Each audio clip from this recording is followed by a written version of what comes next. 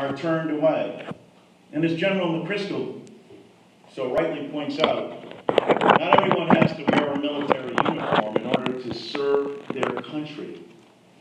He's called upon a goal that we all agree with. He said that what we need to do is make sure that we have 1 million volunteers annually, so that by 2026, the 250th birthday of the country, we will achieve that goal. How do we know that that's achievable?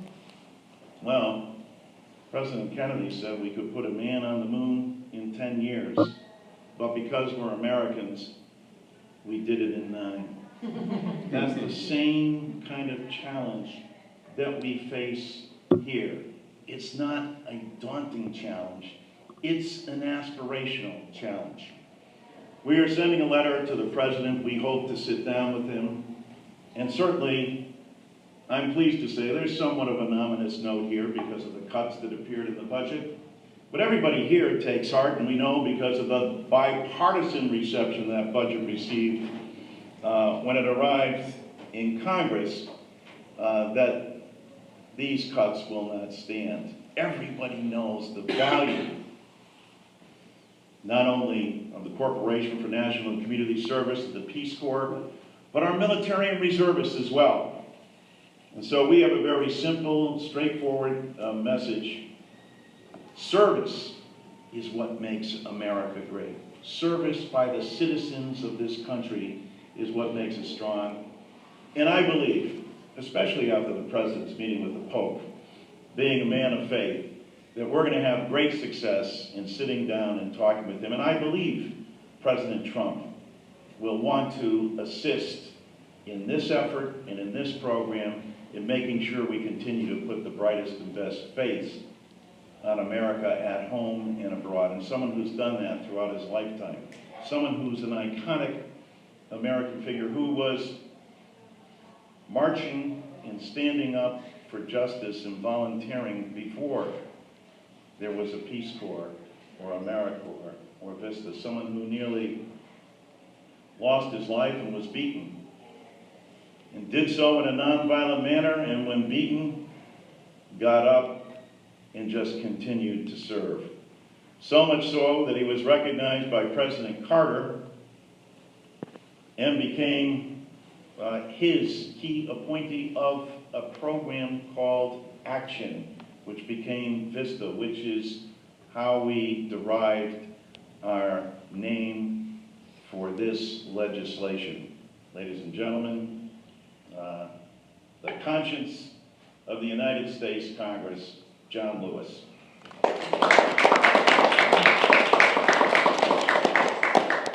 Good morning. Good morning. I'm delighted and very honored to be here. Thank you, John Larson, my friend and my brother, for those kind words of introduction. I prepared a statement, and I'm going to stick with the statement. I'm going to try to be very, very brief.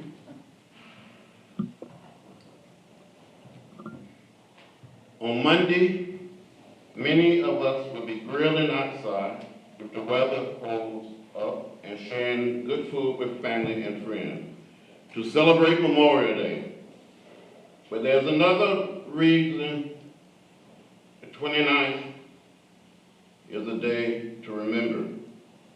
It is the 100th birthday of one of the nation's most inspiring leaders, President John F. Kennedy.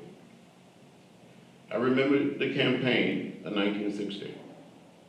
He inspired so many of us before he became president.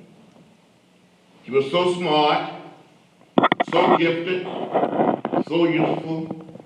He made us believe that anything was possible in America. I will never forget the last time I saw him. He was standing in the door of the Oval Office, greeting the speakers after the March on Washington on August 28, 1963. John, I was only 23 years old. I had all of my hair and a few pounds lighter. He shook each of our hands and he said, "You did a good job. A good job." And when he got to Dr. Martin Luther King Jr., he said, "You did a good job and you had a dream." President Kennedy had the ability, the capacity to make us all dream. He inspired those of us in the civil rights movement to dream. He called himself a pragmatic dreamer who saw humanity as a great resource for transformation. He inspired Americans to do what we could to make change. His words, his wisdom, his vision, and executive order inspired hundreds and thousands of young people to volunteer around the world and in their own communities here at home. The bill we introduce again today, the Action for National Service Act, is inspired by President Kennedy's legacy. It expands the opportunity for citizens to lend a helping hand in diverse communities around our country. AmeriCorps, City Year, Senior Corps, and Teach for America open doors to the human heart, to the human spirit. They educate and sensitize not just the person who receives help, but also the person who is given assistance. The bridges that are built and the relationship that are formed can heal and transform a nation and make one community at a time. Help build what Dr. Martin Luther King Jr. called the beloved community, to redeem the soul of America and the soul of the world.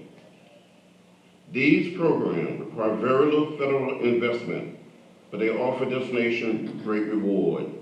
I'm proud to be here with my colleagues today and to all of my friends and supporters to support this piece of legislation.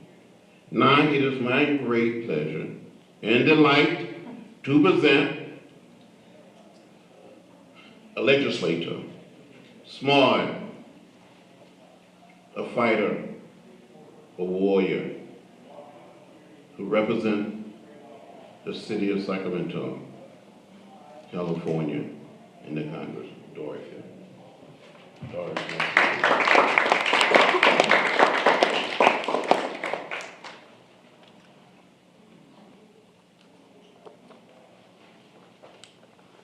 Thank you so much, John. He's always such an inspiration for us in the Congress. And throughout a lot of these days, we need his spirit. And I will have to say that for me, this is such an important idea that we've had in this country for a long time. Service, I believe, is in this country's DNA. When we think back about our founders and our families and our communities, we all believed in order to be successful, we needed to help each other. And in that helping of each other and making sure that people had a better life, as John said, it really opened up our own hearts and spirits too. And I believe that that is fundamental to this country. I do thank my good friend John Larson, who has always been so enthusiastic and always brings us together in such a wonderful way. We always want to follow him because it's always not only an important issue, but such fun as we're doing it too. We're here to really honor President Kennedy's legacy, recommitting to his call for service. And we're here to introduce important legislation that expands our country's commitment to national service. And with this bill, we're setting a goal of supporting 1 million federal service positions a year within 10 years, ensuring that everyone has an opportunity to serve. You know, our founders really did lay a solid basis for our democracy, but our continued prosperity has always depended upon each generation's commitment to a brighter future. 100 years ago, Teddy Roosevelt said this country will not be a good place for any of us to live in unless we make it a good place for all of us to live in.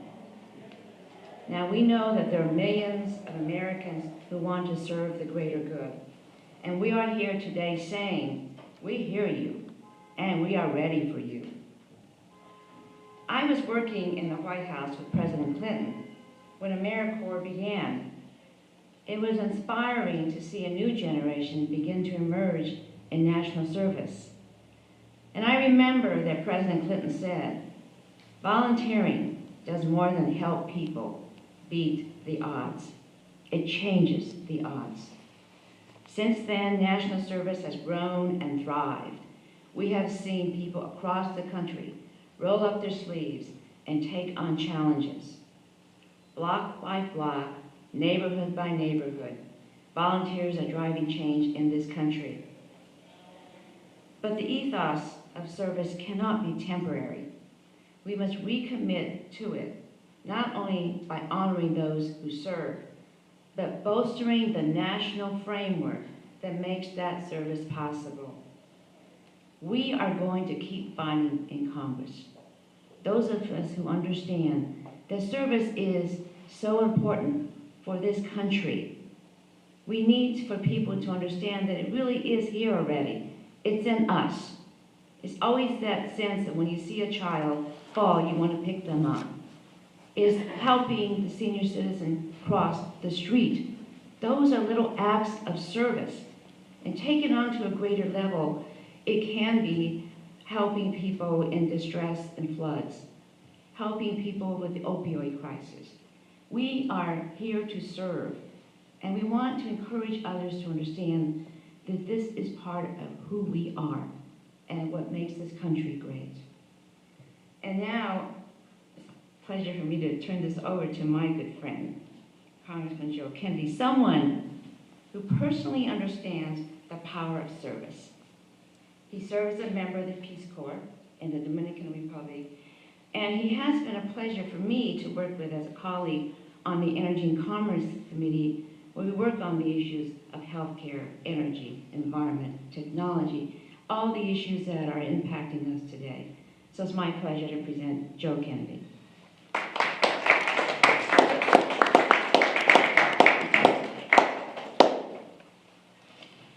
Excuse me, Doris, thank you very much for the kind words, for your mentorship and friendship, particularly as I try to find my way and my feet in an extraordinary committee, and you've been a very dear friend. Thank you very much. Ladies and gentlemen, honored to be here this morning. When you find yourself on a speaking program sandwiched between John Lewis and Stanley McChrystal, it's been a good morning.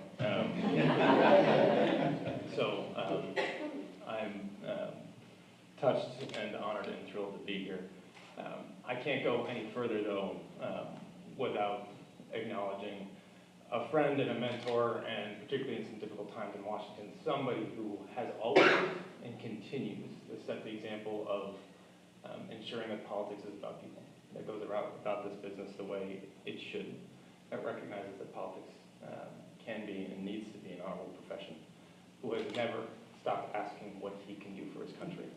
And our former caucus chairman and a dear friend and mentor, and John Larson, thank you, my friend, grateful for everything and all that you did to make this happen. Yes, with support of extraordinary leaders, but we would not be here today anywhere close to it without what you and the team have done.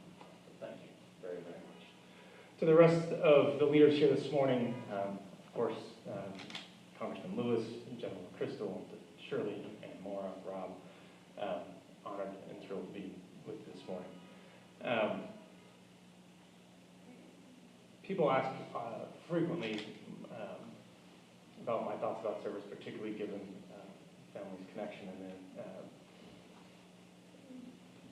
the framing of the discussions that are coming up around President Kennedy's 100th birthday, and what service and the impact of service can mean for our country. I was fortunate enough to serve as a Peace Corps volunteer, and trying to sum up that experience in a couple of sentences has been a difficult one for me to ever do. And the best way I can try to is through a story. So if you'll indulge me for a second. I was about a year into my service in the Dominican Republic. I just spent some time in the outskirts of Santo Domingo with my host family. I was on my way back into the Peace Corps office, caught a public transportation, which in that part of the country was called a guagua, which was essentially a van meant for 8 with about 25 people hanging out of it. And I was in the second to last row. I had a backpack on my lap and my head down, waiting to get into downtown San Domingo. And I had a tap on my shoulder. And I turned around, and it was an older gentleman, Dominican, and he asked me, "Copa de Paz?" inquiring if I was a Peace Corps volunteer. And I looked at him and I said, "Yeah, how could you tell?" And he looked at me, because this isn't exactly blending in anywhere. And he went on to say that when he was a young boy living in a village on the outskirts of the capital, their community didn't have access to running water. And then a Peace Corps volunteer had shown up and put in an aqueduct, a series of water pipes to bring clean water to that community. He thanked me, not for the work that I was doing, but for the work that that volunteer had done all those decades before. He never asked my name. He never asked where I was from. He never asked where I was serving. He never asked what I did. He just said, "Thank you for what that young man had done," because he never had a chance to thank him himself. A couple moments later, the bus stopped, he got off, and I never saw him again. I cannot think of a better example of what service is all about giving your piece of yourself to a community, to a country, to a neighbor, and to a stranger, and then become deeply invested in what happens, because we know that how it impacts them also impacts us too. Service gives meaning to citizenship. It's our stake in the game, our seat at the table, our share in our own common good. And today, it's needed more than ever. As we wrestle with an outlook from an administration that seems to believe that anyone struggling or striving deserves a cold shoulder rather than a helping hand. This week, an administration that proposed eliminating the Public Service Loan Forgiveness Program and the entire Corporation for National Service, not to mention a budget, a healthcare plan, tax reform, and immigration policy. All of which, I believe, ignore a truth that is etched into every chapter of our country. That our nation's strength has never been measured by the size of our missiles, the speeds of our planes, but by our justice, by our decency, by our grace, by the things that proudly separate us from nearly every other place on earth. The Young City Year volunteer bringing hope to forgotten classrooms. The Habitat for Humanity builder giving shelter to people who have no place left to go. Special Olympics coach who never doubts for a second that her athletes are champions. Volunteer to family, family to community, community to country. Piece by piece, we build an infrastructure that democracy requires. The human roads and bridges that will bring opportunity where it's most needed, to ensure that dignity isn't destined to only those born with the right zip code or the right circumstances. This legislation, Mr. Larson, Mr. Lewis's, Ms. Matsui's, General Tristel, and everyone else's out here, their leadership, their example, is the next piece to that journey. And so, ladies and gentlemen, it's an extraordinary honor for me to not only stand here today, but to have an honor to introduce a man, a leader, a citizen that needs no introduction. Not only for a decorated career in the military, but for continuing to find a way to serve and to find a way to bring a nation together. Please welcome Gentleman Crystal.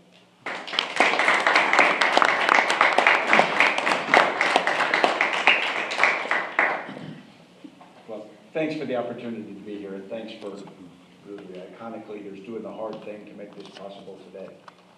Yesterday morning at 6 o'clock, I was standing inside the Jefferson Memorial with a number of colleagues about to start a run. It's not crowded yet. And we talked about Thomas Jefferson's legacy. We looked out across the tidal basin. There's a cut in the trees where you can see all the way to the White House. We talked about ideas, and then we began a run. And we ran next to the Washington Monument. And we looked at the 555-foot obelisk, once the tallest structure in the world, and that it represented not a man, but it represented a set of ideas that George Washington had espoused while in uniform and then for the rest of the service of his life. As an example, we ran to the right side of the Washington Monument and went down into the lower ground and stopped at the World War II Memorial. And I've done this many times, and if you look in the entire memorial, for the 16 million Americans who served in uniform and every American who sacrificed during a time of existential crisis, it never once says, "we won." It never once spikes the football in the end zone. It simply, quietly, and I think tastefully celebrates service. People who, in a time of crisis, did what had to be done. We left the World War II Memorial, went out through the Pacific side, ran down and stopped next at Martin Luther King's memorial.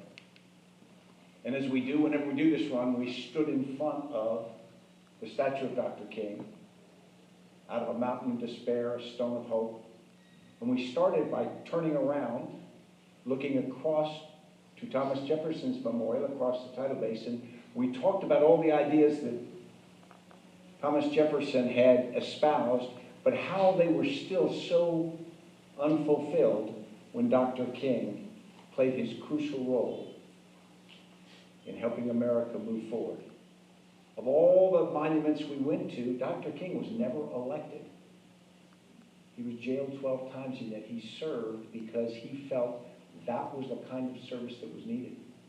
We then ran to the Franklin Delano Roosevelt Memorial and to the 4 rooms of that memorial. It was now about 10 to 7 in the morning.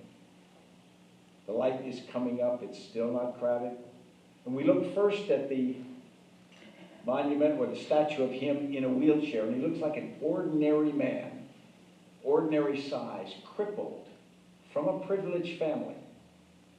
And yet, as he begins his journey through the presidency in the beginning of 1933, at the height of the Depression, here's a guy, an unlikely leader who chooses to serve. And you go through the legacy of his service through the Depression, the Civilian Conservation Corps, all the projects that were brought together to help America move forward again. And then you get to the Second World War when again people were called upon to serve in a different way and do what was necessary. And you suddenly realize how important it was for him to pull America towards a reminder of what it means to be an American, what it means to have a relationship with every other American and a responsibility for them. We came outside of that, we went down by the river, ran up and finished our run at the Lincoln Memorial. We talked about Lincoln and his cabinet as he brought them together at the beginning of 1861, and he brought together the best people he could find who were willing to serve at a time when it was difficult, sometimes differently than they had expected to serve. We ended the morning by going up to where Dr. King had given the speech in 1963. And the takeaway when we do that, and I do it about once a month with a group of colleagues, is that America is about all kinds of service. It's not in uniform. It's not out of uniform. It's whatever it takes. It's not in one state or in another. It's not in government or out of government. It's wherever it is required. And I think the thing that I've learned most, and people talk often about the fact that service is alive, service makes our nation great. I would also say that service makes Americans great. Because each of us, through the sacred experience of that, comes away different, comes away a little bit better. And when all of us are a little bit better, together we're all a lot better. So I'm deeply humbled to be a small part of this. I am honored to be a partner with Shirley Sagawa, who's the president and CEO of the Service Year Alliance. Now, to put that in perspective, she's had a lifetime of advocating and serving. But about 1.5 years ago, we were able to pull together an alliance, multiple groups, so that we are united in something deeply important, and she leads that now. And it is an incredible honor to do that with her.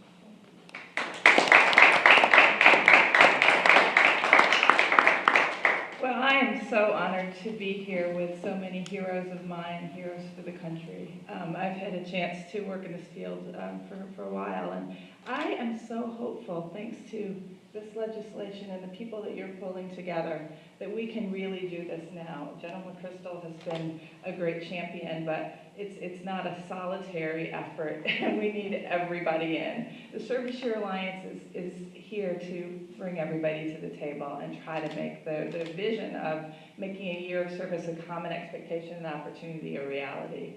And I'm optimistic. Our motto is a better you, a greater us.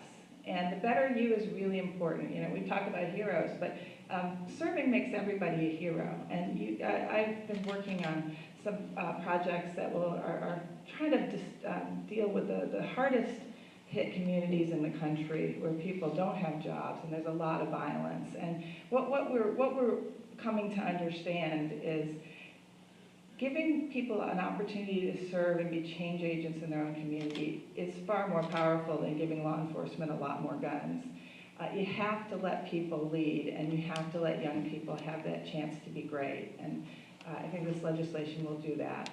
We also know that our country will be better.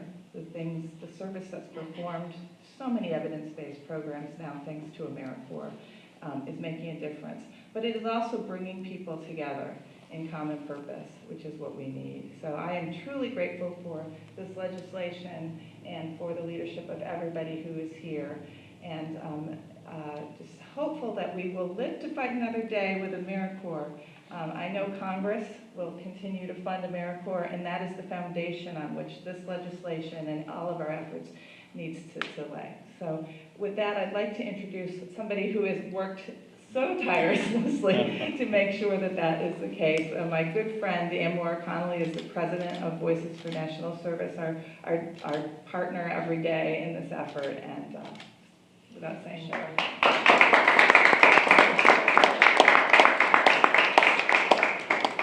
Thank you, Shirley.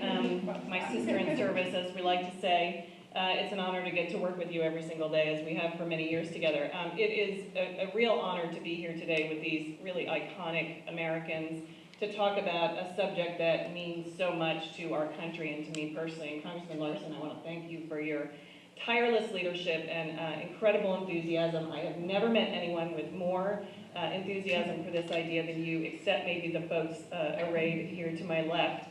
I stand before you today not only as a representative of my brothers and sisters in service around the country who are part of the AmeriCorps and Senior Corps networks, but also as an alumna of the Jesuit Volunteer Corps. When I graduated from Holy Cross a long time ago, I spent a year as a Jesuit volunteer, and it was a transformational experience for me. I think I helped the folks that I served who were refugees coming to this country in the most unbelievable circumstances and really trying to start a new life. And what I learned through that experience, which has really been the sort of fuel behind my work all these years, is that the double bottom line of really developing those who serve, as well as really making an impact on communities and more importantly on people, is a unique benefit to this idea and to these programs. And I every single day have the opportunity to see AmeriCorps and Senior Corps programs, urban and rural, national and local, state, out there really putting their grit and their grace and their hearts on the line, on the front lines of some of the most pressing problems facing our communities. And I've never been more inspired. I have never believed more deeply that this is the time for us to scale this idea, for us to dig deep and to decide that this is the country we're going to be. We're going to give everybody the opportunity to serve no matter where they come from, no matter where they live, no matter how old they are.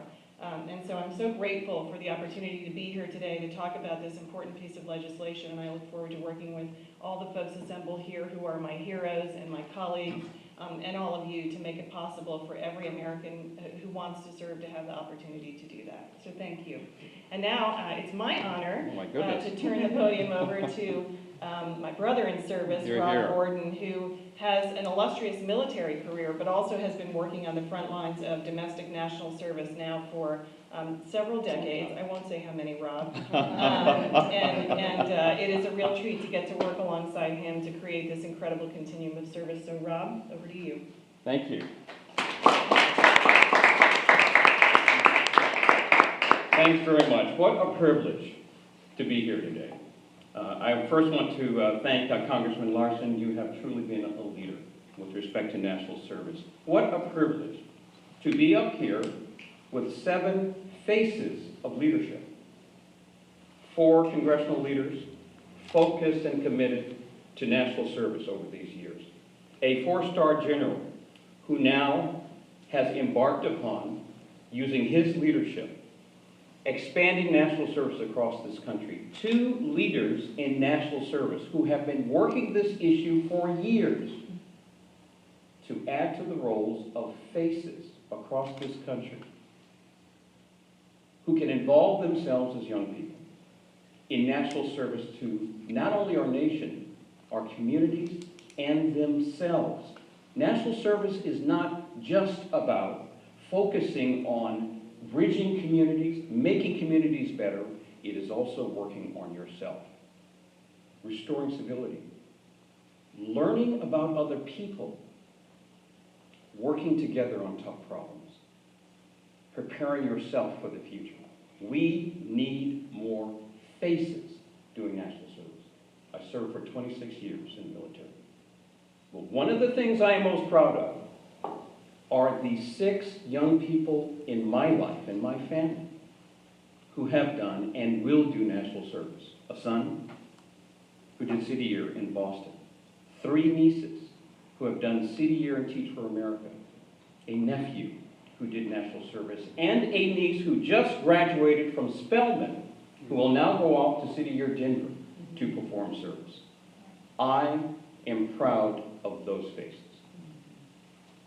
What should the face of America be? Who are we as a nation? I would enjoin each of you in this room, and those of you looking at us today, to think about your face and what you can do to this country and with others to make this country a better place. We have had 1 million Americans over these years do national service in this country. We need millions more. So, as we close today, with this great leadership that I'm with up here, the face of America, we argue, should include the face of national service, and it will be the face of us. Thank you very much. Thank you to all of our speakers. The eloquence here this morning is a bit overpowering, but I hope inspirational to everyone who's had the opportunity to tune in. But the message will go forward from here. It is hard to imagine in a nation of 330 million people that less than 1% of the nation serves in our military, including the reserves and National Guard, in the Peace Corps, in AmeriCorps, City Year, Teach America, Vista, at all. And so we have to increase those faces, and this is a good start and a great goal. So let us go forward from here and make that happen. And with that, let me throw it open to questions that the press might have. And the typical one we'll give to General McChrystal.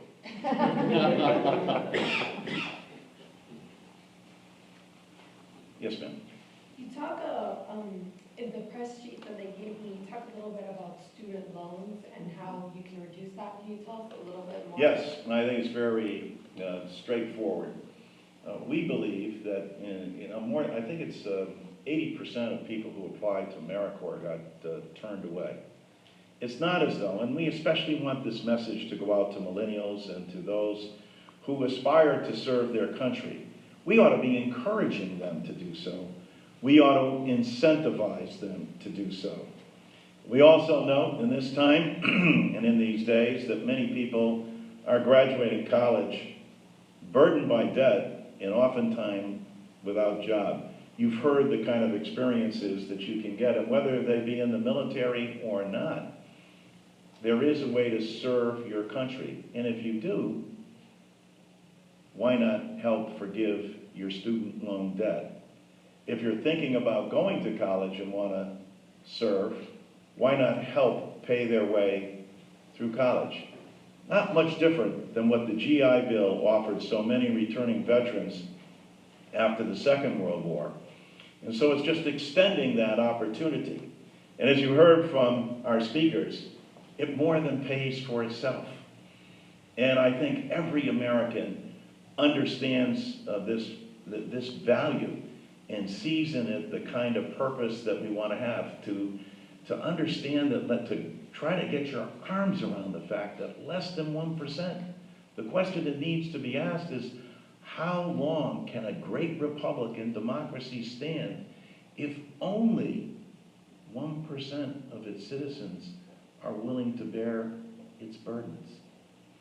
And so, yes, we hope to both, and those will be established because we also call in this legislation, we think that the Corporation for National and Community Service should be elevated to a cabinet level. I dare say if they were at the cabinet level currently, there would be no cuts in that budget. They would be considering how we expand opportunity, because we know that we can incentivize, and we know the 4-to-1 payback is economically prudent and wise. General McChrystal said in an article I read, we need to establish a culture of community, a culture of service in this country, and we haven't done it. And all the virtue, you heard testimony from Doris and Joe and John about what they got out of their service and being with people. That's what we're trying to foster in America, and we're going to continue to roll this out. We think we have a great opportunity this year and beyond, and with a goal out in front of us on the horizon of our 250th anniversary, we think we can fulfill it. And much like President Kennedy's challenge, as Americans, we think we can do it before then. More questions, sir. Is the bill targeting specifically younger people? Well, no, it's targeting all Americans, but for younger people, we want to incentivize them because we recognize some of the special concerns that they're dealing with, most notably college debt, or most notably growing up in a rural or urban area and looking at the cost of college or training in a capacity. And we think that the Corporation for National and Community Service can best set those standards, and have accountability in terms of the hours served, but also have the great opportunity to embellish one's experience in life by serving their nation. I don't know if anyone else wants to jump in or any other questions. If not, thank you all so much. I mentioned before that Jack Reed is the lead sponsor in the Senate, and we will be looking at another rollout in the Senate as well, because we're going to continue. Martin Luther King would use the metaphor of beat the drum. John Kennedy likes trumpets. No matter what, it will be a clarion call throughout the year to push for this legislation. Thank you so much for being with us. Thank you.